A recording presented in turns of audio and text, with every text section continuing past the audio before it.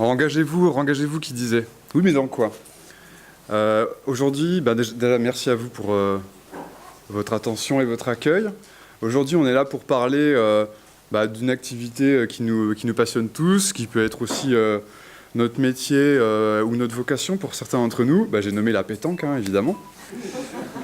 Donc concrètement, en fait, cette activité de la pétanque, elle va entraîner un engagement à la fois physique, social et psychologique qui peut être plus ou moins important de la part des joueuses. Donc je remercie Olivier parce qu'il en a déjà brossé un portrait assez complet et je vais pouvoir un petit peu me construire autour, quoi. L'idée, c'est de dresser justement un portrait de l'activité rôliste par l'engagement et le désengagement. Donc d'abord, on va voir les processus d'engagement dans l'activité, à quel point on peut y aller, mais aussi les résistances à l'engagement, les freins, et est-ce qu'il y a des solutions contre ces freins. Et Olivier a évoqué le surengagement, donc on va aussi en parler justement et voir quelles sont les solutions. Je me présente rapidement, donc je m'appelle Thomas Meunier, je suis auteur de jeux de rôle, donc j'ai des jeux dans la forêt comme Milvaux, et des jeux dans les rêves comme Dragonflame Hotel. Et je réfléchis aussi un peu sur le jeu de rôle de façon à la fois dilettante et assez prolifique. Donc justement, cette activité rôliste, comment on va s'engager dedans? D'abord, à l'instar du GN, il y a déjà un engagement corporel, c'est-à-dire qu'on va mimer la gestuelle de son personnage, ses expressions faciales. Il y a aussi, quand on lance le dé, en fait, on mime le coup d'épée, le coup de poing ou la grande tirade du perso, quoi. Il y a aussi un autre engagement qui est plus symbolique, c'est une entrée en fait dans la réalité virtuelle rôliste, qui est symbolisée par la création de personnages, et de même qu'on pourrait dire la sortie de la réalité virtuelle, c'est avec la mort de ton personnage. Sauf qu'évidemment, comme on a envie d'y rester plus longtemps, on va trouver des palliatifs, même les jeux très létaux comme Sombre le font. Donc dans Sombre, tu meurs, tu vas jouer méchant après. Dans Paranoia, tu meurs, tu joues ton clone, quoi. On reste, malgré la mort, on continue dans la réalité virtuelle. Le jeu de rôle nous invite aussi à nous engager psychologiquement, et ça, on va trouver un petit peu un pinacle dans justement le principe de l'immersion qu'avait déjà évoqué Olivier, et pour certaines joueuses ou dans certaines situations, il y a cette recherche de l'immersion optimale comme étant une sorte de graal du plaisir rôliste. Donc on a le flow, qui est une sorte d'immersion tactique, le bleed qui est une immersion morale, psychologique, c'est quand il y a la confusion des émotions entre la joueuse et le personnage. On a aussi la fascination, en fait, c'est quand je vais être concentré sur ce qui est raconté. Et en parallèle, on a la transe, c'est quand je vais être très concentré sur le fait de raconter. Et pour finir, on a la complicité qui est une immersion sociale. Ces immersions, c'est soit quelque chose qui nous arrive comme dessus, comme la lumière divine, mais ça peut aussi être travaillé comme des compétences, et ça peut être aussi encouragé par des systèmes. Grosso modo, on va rechercher la synchronicité entre la joueuse et le personnage. Ça peut aussi se faire par des costumes, j'ai parlé de la corporalité, par les décors de table. Joanne Scipion, par exemple, il y a un décor de table noir. Et par toutes les règles en fait, qui vont faire raccord entre les joueuses et la fiction. Cet engagement, c'est aussi un engagement dans un groupe. Et notamment, comme facteur de réussite de la partie, on peut exiger ou rechercher l'osmose de groupe. C'est-à-dire, on parlait d'exigences ludiques contradictoires, mais il y a des moments où on va rechercher le moment où on est au diapason, sur la même longueur d'onde, que ce soit d'un point de vue tactique, avec une sorte d'esprit d'équipe, d'un point de vue moral, avec un sens du drame, ou d'un point de vue esthétique, où on va s'harmoniser, quoi.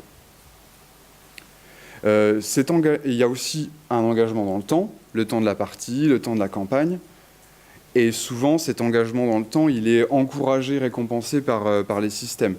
Plus je vais jouer, plus je vais tuer du monstre, plus je vais choper les trésors, plus je vais réussir des missions, faire le roleplay qui va bien. Et tout ça, le système va donner des points pour améliorer mon personnage. Les jeux centrés sur le personnage ou les jeux en drama, c'est des jeux qui vont renforcer cet engagement, c'est-à-dire que plutôt que le personnage soit envoyé faire une mission qui le concerne de loin, on va amener vers lui une intrigue qui est vraiment centrée sur le personnage, où le personnage est très impliqué. Là aussi, on a une façon systémique de le récompenser. Souvent, les jeux centrés sur le personnage, on a pas mal de traits, de descripteurs, psychologiques, historiques. Et en fait, quand l'action présente, c'est une action où ton personnage est très impliqué, il va avoir des bonus grâce à ses traits, quoi. Donc on va l'inviter à aller vers ce qui le concerne, quoi. On pourrait distinguer dans les engagements forts deux grandes familles de jeux ou de pratiques. C'est d'un côté les jeux intenses, où on va jouer sur du temps court, sur des expériences de jeu très spécifiques et avec une implication émotionnelle qui est recherchée comme étant forte pendant tout le temps de la partie, quoi. À l'opposé, ou plutôt en perpendiculaire, on a les jeux profonds, où en fait c'est les jeux du temps long, de la campagne, c'est les jeux des univers fouillés, des intrigues à tiroir et des gameplays qui se succèdent avec une courbe d'apprentissage, quoi.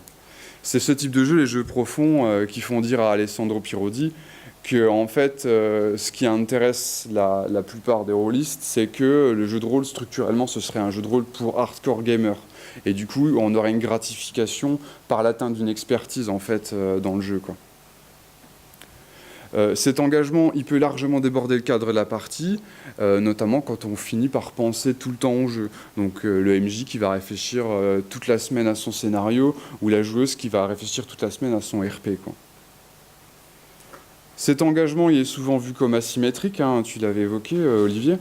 C'est-à-dire que d'un côté, on a le MJ qui va préparer son scénario, qui va organiser la tenue de la partie, qui va s'impliquer dans la réussite de la partie, qui va s'en sentir responsable, et qui est effectivement le centre des interactions sociales au cours de la partie. Cet engagement, on peut le voir comme une progression.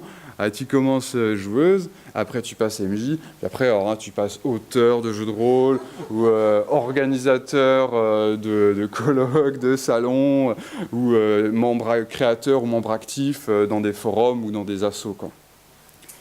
Mais en fait, des joueuses qui seraient très investies peuvent faire mentir cette logique un peu verticale, en fait, en s'investissant juste dans leur activité de joueuse. Donc on a les joueuses qui vont essayer de développer leurs compétences de joueuse, qui vont tenir un classeur de personnages, un journal de bord ou une chronique de la campagne. Les joueuses qui se sentent moteurs et qui sont moteurs de la réussite de la partie. Celles qui font de l'assistance au MJ, vas-y, je vais te gérer la musique ou je vais te gérer tel PNJ.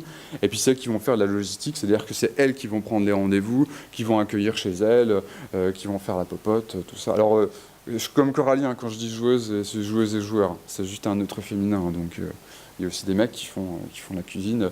Il y a Fabien Denevy qui donne une recette de houmous dans Menu partie de jeu de rôle.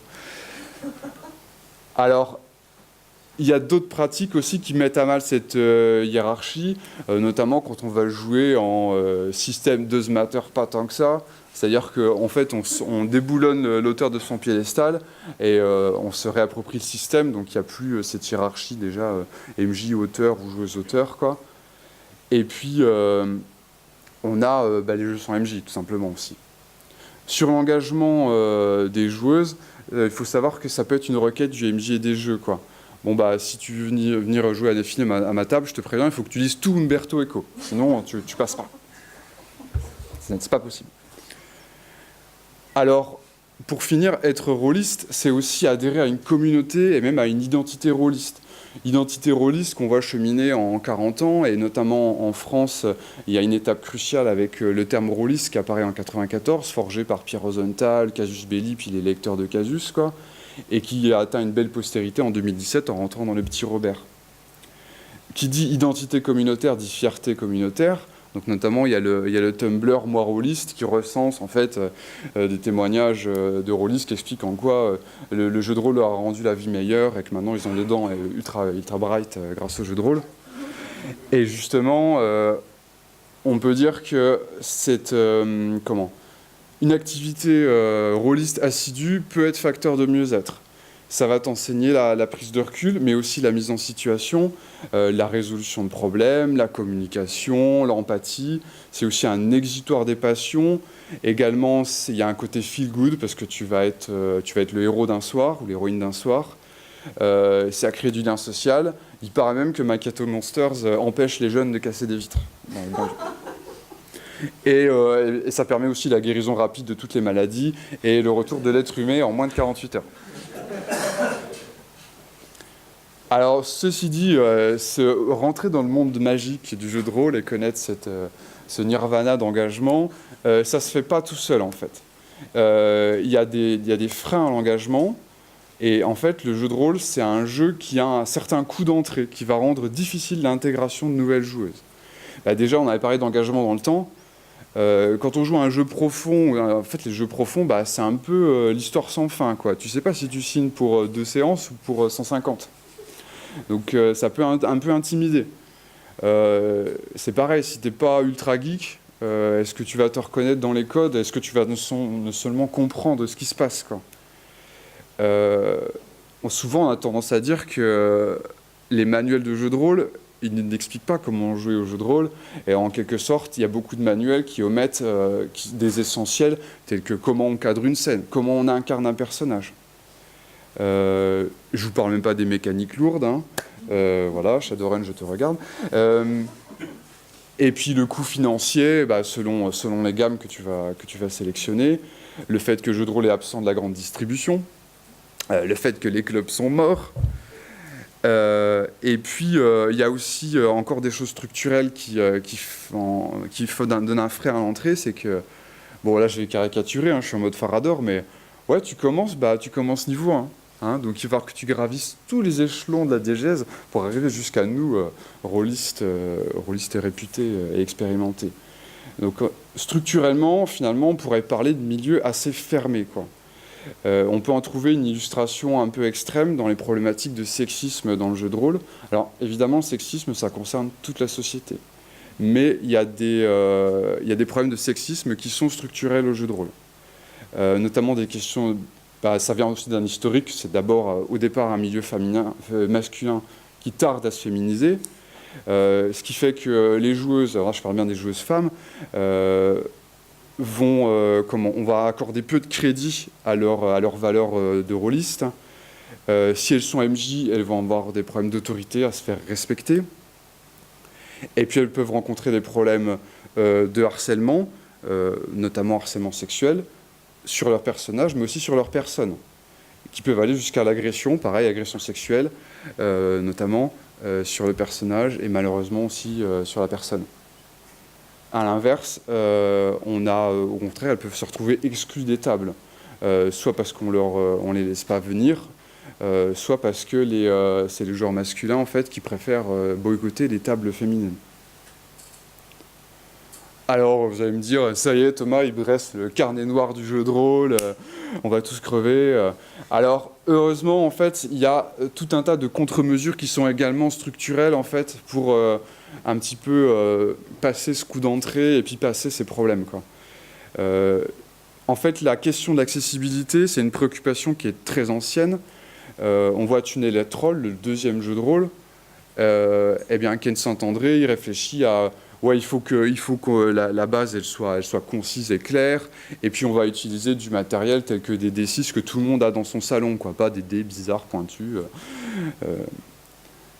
Également, on va limiter l'engagement dans le temps, des campagnes courtes, les bursts dino, mais aussi des séances courtes. Voilà, Sombre Zéro, t'as 15 minutes, bah, ça y est, on joue, quoi. Également, bah, on va diversifier les thèmes. Hein. Là, aujourd'hui, je pense qu'on est très largement sorti de la pure culture geek. Il commence à avoir une grosse gamme de choix. On va aller vers du didactisme, soit dans la façon de rédiger les manuels, mais aussi dans la multiplication des supports, qu'ils soient graphiques, audio, vidéo, hein, les actual play. Et puis aussi, on va de la transmission orale. Il y a des techniques de transmission orale qui s'améliorent, quoi. On va aller sur des jeux avec des mécaniques légères, on va aller sur de la gratuité. En fait, tu peux jouer...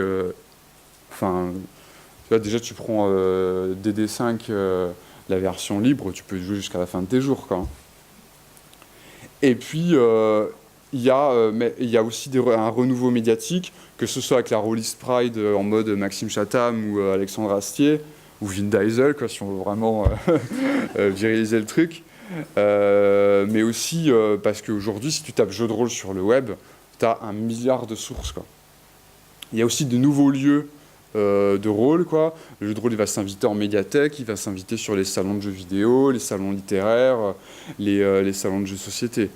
Et puis il y a le jeu de rôle en ligne qui permet de passer des fois des résistances sociales. C'est beaucoup plus facile de trouver des joueuses et c'est aussi un peu moins sans engagement, quoi, hein. Noémie parlait qu'il y avait beaucoup plus de one-shot dans les jeux en ligne. On sait aussi mieux faciliter l'activité à des publics empêchés. C'est-à-dire que maintenant, on sait faire du jeu de rôle pour les non-voyants, pour les non-entendants, pour les personnes incarcérées. Et les manuels de jeu prennent des engagements pour l'inclusion. C'est-à-dire qu'aujourd'hui, il y a quand même une majorité de jeux qui vont essayer, dans les représentations, à la fois au niveau texte et graphisme, mais aussi à la fois au niveau des personnages, des figurants et des joueuses qui sont cités en exemple dans les manuels.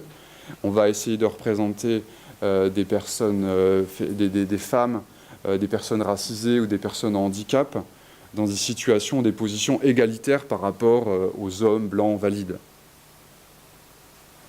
Alors ok, puisque en fait on a fait sauter sous les freins, vautrons-nous comme des cochons dans l'engagement, justement essayons d'aller à fond vers ce nirvana ludique. Sauf que justement, Olivier nous avait mis en garde, le problème c'est le surengagement. Donc du coup, en quoi ça consiste et est-ce qu'il y a des solutions ? Ce surengagement, il est structurel en jeu de rôle par rapport à trois facteurs. Le premier, c'est l'immersion, en fait, puisqu'en fait, l'immersion, quand on l'atteint, c'est quoi l'immersion ? C'est simplement de la confusion joueuse-personnage.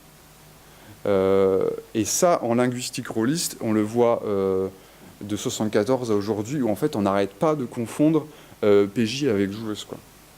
Il y a Eugénie qui propose de réconcilier les deux ou d'acter cette confusion avec le terme PJ qui est personnage et joueur. L'autre facteur, c'est la culture de la maltraitance. La culture de la maltraitance, ça veut dire quoi ? Ça veut dire qu'en fait, en jeu de rôle, on a d'excellentes raisons, à la fois ludiques et narratives, de taper fort sur les personnages, de leur faire endurer des épreuves et des souffrances sur le chemin de la victoire ou sur le chemin de l'échec.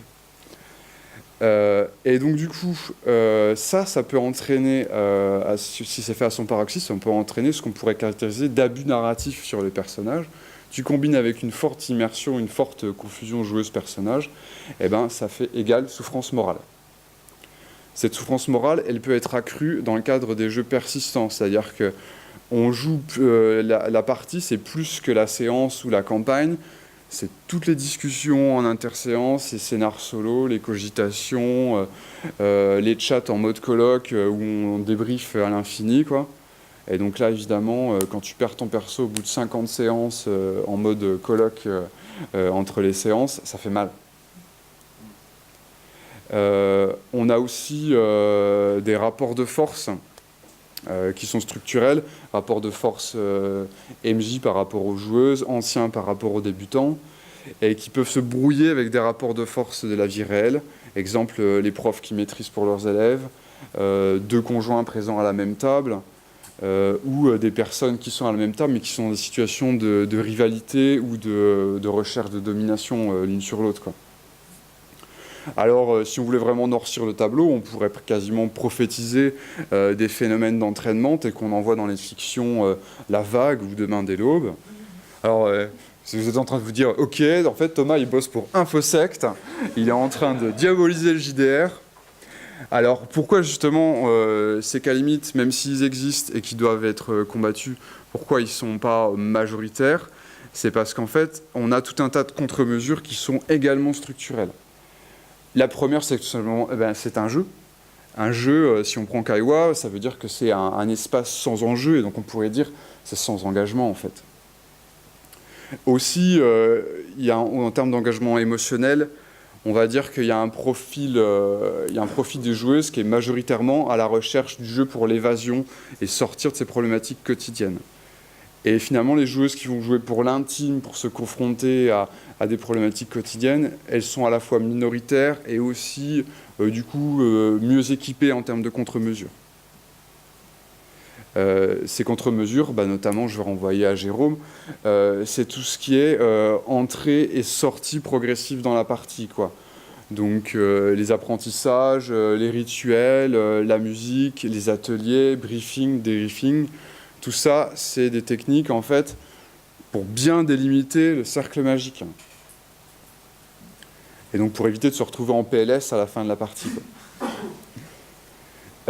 Et donc il y a tout un tas, dans la littérature rôliste, il y a tout un tas de listes d'avis et de conseils et de prévention contre les abus narratifs. Pour prendre l'exemple du sexisme, vous avez l'article « How to keep girls in your gaming group », comment garder les filles dans ton groupe, qui donne tout un tas de conseils qui peuvent paraître triviaux, mais qui sont du genre eh bien, si tu as une fille à ta table, évite de violer son personnage.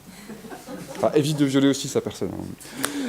On a évidemment les fameux contrats sociaux, et l'évolution que je vois dans les contrats sociaux aujourd'hui, c'est à la recherche de contrats sociaux qui soient bilatéraux. C'est-à-dire que la joueuse agressée, elle a la responsabilité, mais aussi les outils pour signaler son éventuel malaise, et la joueuse agresseuse, elle a à la fois la responsabilité et les outils d'être vigilante et d'être bienveillante, en fait.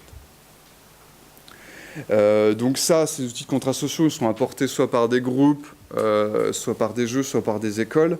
Mais on a aussi des joueuses qui assurent leur propre sécurité de façon transversale, quel que soit le groupe, le jeu ou la pratique. Notamment, Eugénie, tu parles de « c'est celui qui subit qui décide ». Ça, c'est une technique de joueuse qui est, en fait, quand ton personnage se fait agresser, maltraiter, tu vas prendre en main, en fait, la narration autour de ça. Et du coup, en racontant les conséquences de ta maltraitance, finalement, tu reprends du contrôle, quoi. Donc, voilà, tout ça, c'était pour vous montrer qu'il y avait des engagements plus ou moins forts, qui pouvaient des fois être un peu freinés, mais en fait, on peut gérer sur les clapets. Et des fois, quand on ouvre trop les clapets, on peut surengager. Donc après, il faut reclapétiser, ainsi de suite, quoi. Donc tout ça, ça dresse un peu un portrait de l'activité, eh bien, par l'engagement et par le désengagement. Ça, j'en trouve une illustration assez criante, c'est dans le cycle de vie d'un groupe de jeux, de joueuses, notamment quand on est sur un groupe de joueuses qui recherchent activement à améliorer leur expérience. Eh bien, ça va passer par le recrutement de nouvelles joueuses et parfois aussi par l'exclusion d'anciennes. Je vous remercie à nouveau pour votre attention, votre accueil et du coup, maintenant, on va pouvoir, que j'ai essayé de faire trembler la République par ce sujet hautement polémique et foufou, on va pouvoir échanger un peu dessus ensemble.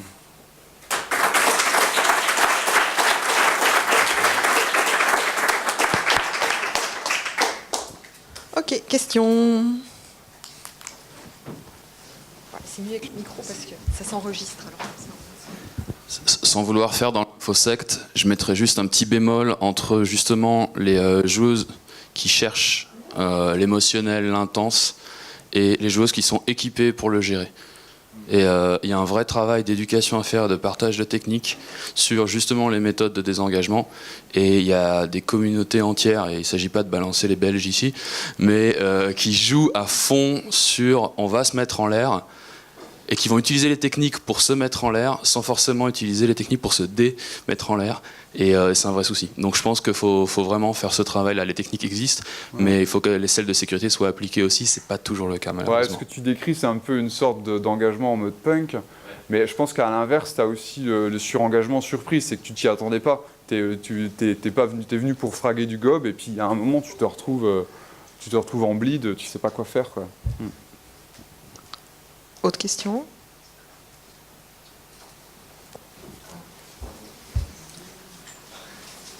Je passe partout, moi, si bon, merci. Alors, tu parlais d'accessibilité. Moi, ce que j'avais envie de parler, c'était de genre narratif. Tu parlais beaucoup de références geek. Moi, quelque chose que je discute souvent et qu'on décrit comme quelque chose d'impossible, c'est par exemple l'utilisation du registre de la comédie pour raconter une histoire en jeu de rôle. Alors on pourrait dire qu'un jeu par exemple comme Breaking the Ice va faire de la comédie romantique, mais alors que les comédies au cinéma par exemple sont très nombreuses, même si elles pourraient être critiquables, en France notamment, c'est quelque chose qui est très peu exploité en jeu de rôle. Et est-ce que réfléchir à explorer des nouveaux genres, est-ce que c'est pas ça la solution de l'accessibilité? À ça j'ai deux réponses si tu veux. On pourrait t'objecter qu'en fait le jeu de rôle il est structurellement multigenre, c'est-à-dire que tu vas avoir de la comédie romantique mais mélangée avec du splatterpunk au cours d'une même partie. Voilà. On pourrait aussi t'objecter qu'en fait, tous les genres narratifs, notamment dans les jeux intenses, c'est-à-dire les jeux très ciblés sur une expérience, vont être représentés de façon assez pure et on va te trouver plein d'exemples de jeux de rôle qui font de la comédie romantique.